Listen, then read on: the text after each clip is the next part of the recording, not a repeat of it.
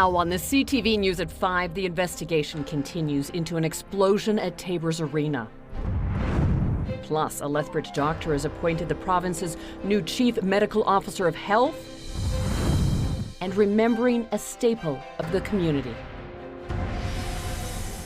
Telling your stories. CTV News Lethbridge with Jackie Scantlebury. Good afternoon. Thank you for joining us. The cause of an explosion at the Tabor Arena remains under investigation tonight. Wednesday's blast caused significant damage and has left sports groups without a place to play until structural assessments can be done. But as Carson Marsouk reports, thanks to the support of neighboring communities, hockey will play on. It almost seemed like it was a bad dream. Taylor Gow is still reeling with emotions 2 days after an explosion damaged the Tabor Arena. For as long as I can remember, that has been my second home. On Wednesday, a large blast from the small Zamboni area destroyed an interior wall and caused significant damage to the community center. Interior walls were displaced, large doors were blown out of their jambs and frames, glasses shattered, and concrete block walls were cracked. The facility will remain closed until structural assessments can be complete. At this stage, we do not yet know when or if the ice surfaces or curling rink will be usable for the remainder of the season. The Tabor Minor Hockey Association says while all games at the arena have been canceled for the foreseeable future, the puck will still be dropped. Wednesday night, we didn't even know what the situation was, but we had over 12 surrounding communities reach out to us and say, hey, we got ice. A loss of a facility and the programming associated with it is a significant hardship on any community, and so we want to be there wherever we can to assist. Neighboring communities have opened up ice times for teams. We're all in this together. We all have, kids or family that are skating and playing hockey and or just doing, sports in general. And so, when we can, it's really important to be there for each other. About a dozen people were inside the community center at the time. No one was injured during the blast. It's miraculous and a miracle that nobody was in this building at that time. A full investigation is underway into what led to the blast, as the future of the center remains unknown. Carson Marsouk, CTV News, Tabor. Now, in an update from the town today, it says the command of the incident has been turned back to the town. Again, the town says the exact cause of the explosion is not yet known. Lethbridge police are asking for your help finding a missing 14-year-old girl. Tiffany Laffin was last seen December the 15th. At the time, she was wearing baggy black and gray camo pants along with a black puffy winter jacket, black winter boots, and had a black bag with brown boots. Anyone with information on her whereabouts is asked to call police or Crime Stoppers. Lethbridge police have also laid charges in what they say was organized theft. 55-year-old Jason John Giraud, 62-year-old Mervyn William Sauerberg, 41-year-old Brandon Miles James Bellarose, and 38-year-old Tiffany Ann Kutenheu face a number of charges in connection to thefts at city stores ranging from electric bikes and clothing to meat and electronics.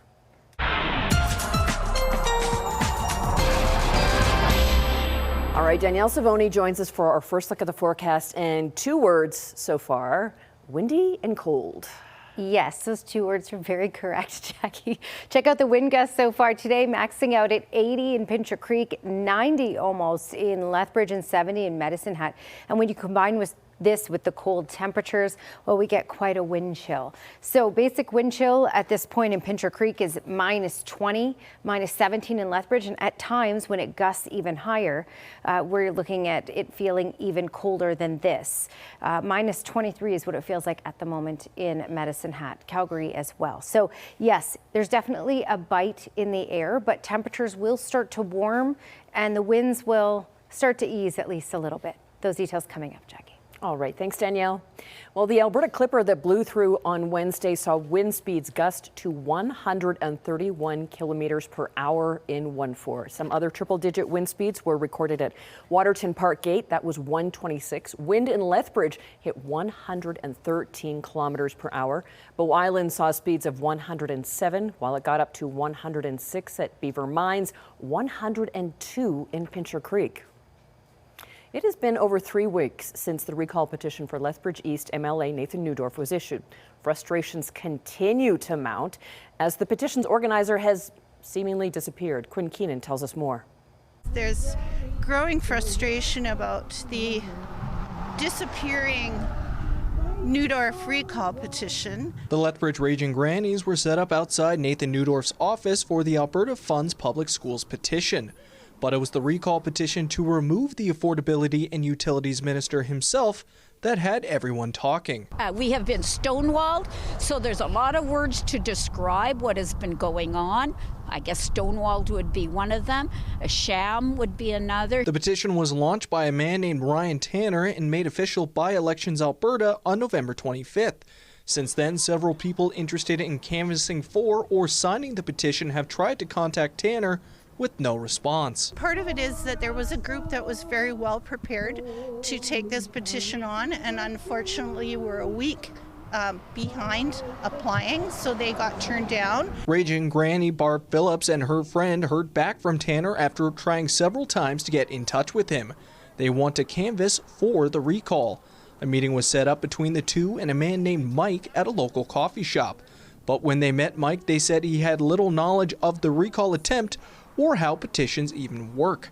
He told them he received the recall papers from Neudorf's office. So here we are 3 weeks today, later, and we're still asking the same questions. Who is Ryan Tanner? Who is Mike? Because we didn't get a last name. And what's going on? It's unclear if anyone has been able to sign the petition.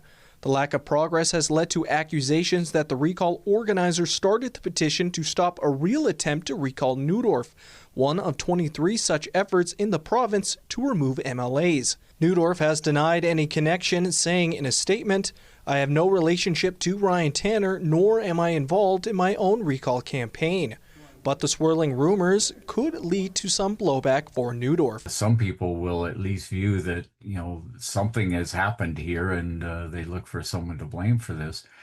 The best way for this to be cleared up, of course, would be if, Ryan Tanner was to actually appear and look like he's actually making some effort.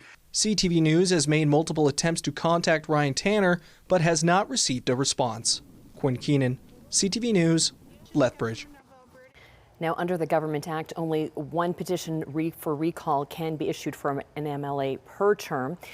And for the petition, the signatures must be submitted to Elections Alberta by February 23rd. It would take just over 13,000 signatures for a successful petition. A judge has removed an injunction on a law preventing Alberta youth from accessing gender-affirming care. In June, advocacy groups EGAL and Skipping Stone successfully filed an injunction so doctors could continue providing gender-affirming care, including puberty blockers, to youth under 16 years old. The government appealed to have it removed after using the notwithstanding clause to pass the bill last week. On Thursday, a judge ruled in the government's favor. Advocates say they plan to file another injunction based on criminal law because doctors who don't comply could face imprisonment. A new artificial intelligence project near Medicine Hat, just the latest initiative that some say is paving the way for the province's tech sector to really blossom. Tyson Fedor has that story. It is clear the future is going to increasingly require expertise and innovation in the realm of artificial intelligence and advanced computing. Artificial intelligence is taking flight across Alberta. When we used to connect the country, we used to think about railways with steam locomotives, bringing us together from east to west. Well, today, it's AI and digital systems that write the next great chapter. Scale AI announced Tuesday it's investing around $129 million in projects across Canada. Calgary-based Arcus Power will see $3 million to help optimize charging and discharging battery storage at a solar farm in Cypress County. We are moving from a single battery system to many battery systems, and how do you best decide what action to take for each individual battery to ensure that the whole portfolio is operating in the best manner. Arcus Power is teaming up with Elemental Energy, who operates that facility. Before AI, the site would not discharge energy back to the grid because of limitations to the transmission line. We worked with them a few years ago to come up with an optimization model to determine, based on the conditions of the asset, which is PV and battery storage and the market conditions of the grid. There are more than 3,300 AI companies across Canada. AI is no longer theoretical. It is practical, it is deployable, and it is especially delivering real impact today. And the impact of AI will be felt for generations to come. Experts believe it will soon be integrated into healthcare, education, and customer service. We need to understand that AI is not perfect. AI providing information is never 100% correct, which is why we say that you always need a human in the loop. You always need the human expertise. Tyson Fedor, CTV News, Calgary. Scale AI has invested more than $25 million since 2018 in 7 different AI projects in Alberta. The town of Coaldale has extended the contract of its chief administrative officer. Caitlin Hastings' contract has been extended to the end of 2031. His previous contract was set to expire January 1st. Hastings has been with the town for 15 years and has worked on capital investment, organizational growth, and community development. During his time, Hastings has been a part of major recreation developments, downtown and infrastructure initiatives, and more. As the holiday season nears, the Helen Schuler Nature Centre has launched 2 new exhibits. Winter Wild Neighbors will teach residents about the wildlife that share our cities, parks, and backyards through interactive activities and displays. The Power of Play exhibit offers hands-on activities that inspire creativity and imagination. The Nature Centre has extended its hours from 10 to 4 throughout the holidays for families to take in the new attractions. The holidays are a really busy time here at the Nature Centre. We often have families coming down and they're looking to spend time together and visiting outside of the house. So they're looking for some different opportunities. And this is a great opportunity because there's different exhibits. There's the activities in the community room. You could go out for a walk on the trail. So if you have a large group of people, you could do all kinds of things. Throughout the holidays, there will also be additional programming and outdoor activities to take in. Now, some sad news to share as the man behind the movie mill in Lethbridge has died. Len Binning founded the movie mill in 1994 and operated it until last year when he decided to move on while he dealt with some health issues.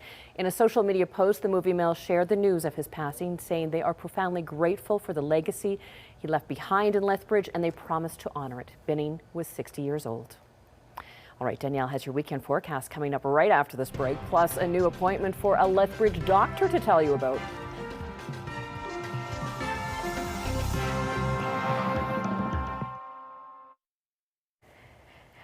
All right, well, for the first time in many days, no warnings in the far south. That's some good news for us. You can see there is one off closer to the Edmonton area over to Lloydminster. This is for extreme cold, wind chills reaching around that -40 mark tonight and for tomorrow morning. Nothing happening down here. It's quiet and temperatures will warm. It will be windy, that's for sure. Tomorrow will be even windier, but temperatures will climb. In fact, they'll start to climb many communities tonight while we're sleeping and through early tomorrow morning. Right now, just looking at ambient temperature, not including wind chill, it is -13 in Lethbridge, Milk River, -14 in Medicine Hat, and -12 in Pincher Creek. It has been a gusty day around that 80 mark in Pincher Creek, closer to 90 in Lethbridge, and closer to 70 in Medicine Hat, 63 in Brooks. It's still going to be windy tomorrow, but we're going to knock down to about 40 kilometers per hour tomorrow in Lethbridge over to Brooks and Medicine Hat, and Pincher Creek looking closer to 60 kilometer per hour gusts tomorrow. So windy, but more reasonable with it. Things are just improving as we go here, as we get closer to Christmas. All right, we don't have a whole lot going on, but there is still some snow in the mountains. We're not looking at any major snow event over the next 5 days for most communities in the far south. We will see snowfall, though, on and off through the Pincher Creek area, especially closer to the BC border, where we're going to pick up a little bit of snowfall here over the next couple of days. But outside of that, it's quiet. Now, I'm just fast forwarding this to the next snow event. And when I say event, it's not really that much of an event, but we do have a little burst of snow that will arrive early Monday morning. This should be just a light dusting. It's short-lived, it's quick, and it's out. And then Wednesday, we may pick up 1 to 2 centimeters in some communities. So not a whole lot going on with regards to active weather. We just have temperatures that are going to be all over the place. Gusts 40 kilometers per hour in the East Kootenay area for tonight.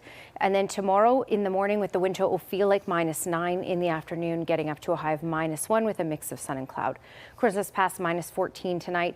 Again, we have that chance of snowfall on and off, which is why we could pick up 4 centimeters in the area tonight. And then for tomorrow with the wind chill, it will feel like -18. So cold start, but by the afternoon, getting up to -1 with a mix of sun and cloud. Medicine Hat cold tonight, -22. Winds gusting out of the northwest. It's also a cold wind at 40 kilometers per hour. And tomorrow morning with the wind chill, it will feel like -30. So frostbite is possible in a short amount of time to expose skin with a wind chill like that. -13 is the high for tomorrow, so not quite as warm as many other communities in the south, but warmer than -22 with a mix of sun and cloud. All right, in Lethbridge, for the morning hours, a wind chill of -28. So it's a cold start to the day, but by the afternoon, -2 will be the high. Again, gusts around 40 kilometers per hour, so it's a reasonable wind with a mix of sun and cloud. Then we get up to +1 on Sunday. Flurries start late Sunday and may even last until Monday morning, as I showed you, but it's nothing significant.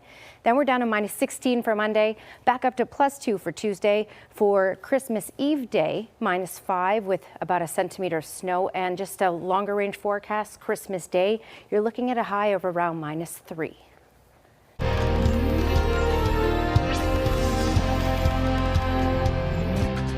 The Alberta government has appointed a new Chief Medical Officer of Health. Dr. Vivian Sutorp takes the job today. She has been the lead medical officer of health for the South Zone for 17 years and has more than a quarter century of experience in public health and community care. Sutorp replaces Dr. Sunil Sukram, who had served as the interim Chief Medical Officer of Health. Sutorp says she looks forward to helping ensure the public health care needs of communities across Alberta are met. Now, flu cases in Alberta are spiking, but the province says the healthcare system is ready for it. New numbers show there were more flu cases in the province last week than the province has seen over the last 15 years. Alberta saw more than 2,300 new flu cases last week. That's more than 500 higher than the last big spike in 2009. The province has added more than 300 additional beds to hospitals across Alberta, and more than 200 of those beds will be permanently added to the system. I've been looking after patients in hospitals in Alberta for 30 years, and some seasons are very bad, some are easier. This one is looking a little worse than usual from an influenza point of view, but it's less severe from a COVID and an RSV point of view, as previously pointed out. So we have some flexibility to respond. Dr. Jameson says there's some evidence that Calgary and the South have already hit the peak of flu season, but it could get worse in northern Alberta. Still ahead on the CTV News at 5, a history-making goaltender has made her way to Edmonton to play for MacEwan University. Sports is next.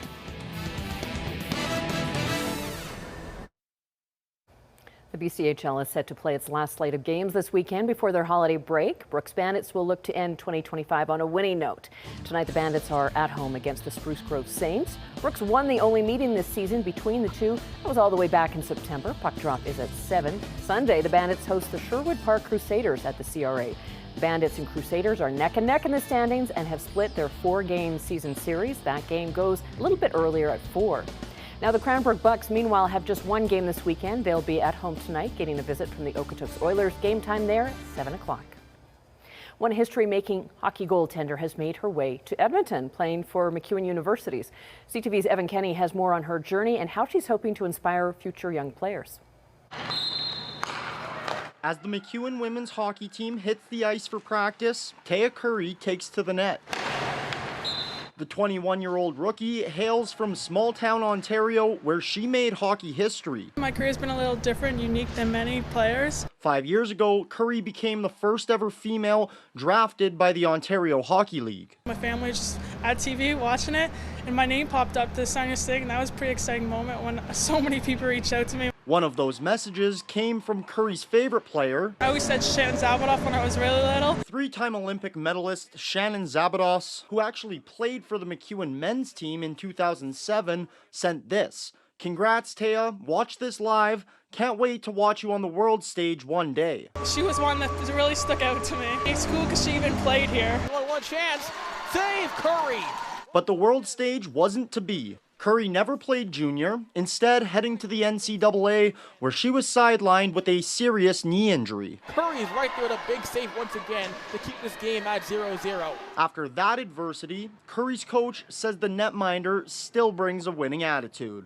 How she takes, everything she does really in a professional manner is really impressive, and has really made a positive impact on our team. Same as Curry does for the players back in her hometown who she trains in the off-season. It's definitely a great feeling, like being a role model for so many young girls and even girls in my community, and just seeing them look up to me, especially the little goalies, is so rewarding. Curry and the Griffins are back in action January 9th. Evan Kenny, CTV News, Edmonton. Still ahead on the CTV News at 5, how a music-loving baby stole an Ontario Christmas concert.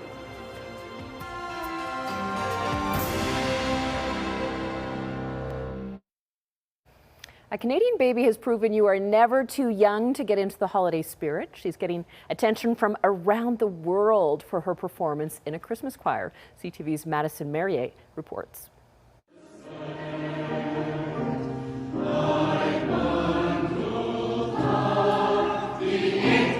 Bernard Lafontaine posted a video for friends and family, and over 6 million views later, she's getting calls from around the world. Sweden, Italy, there's liaisons from the USA that are working with People magazine and USA Today. And Brazil has been really, really big because Senna is named after Ayrton Senna. Little Senna appears to be singing along as the choir performs, and her mother is not surprised as music is a big part of her family's life. Both my husband and I are very musically inclined, and so are her grandparents and her great-grandparents. So I think probably just from the womb, always hearing music and just being the happy baby that she is, I think music will run in her blood. Lafontaine said she posted a video of the choir's performance as a preview to their big show. We go to choir practice together, and she loves it. We bring her little play mat, and she'll just be babbling and cooing. And yeah, she loves choir. She only noticed Senna cooing after the song was finished, and when Lafontaine watched the video, she thought it was a great reflection of her happy baby. The video that you're seeing is just literally how she is on a day-to-day basis. We're blessed with a very happy baby. Lafontaine hopes the video brings people some Christmas cheer and inspires new parents to continue going out and doing the things they love. I hope that this inspires also some parents that are on maternity leave or that are home with their child to just go out there and do things, and that the community does support bringing your child and not to be afraid and stay home. Madison Merrier, CTV News, Sudbury.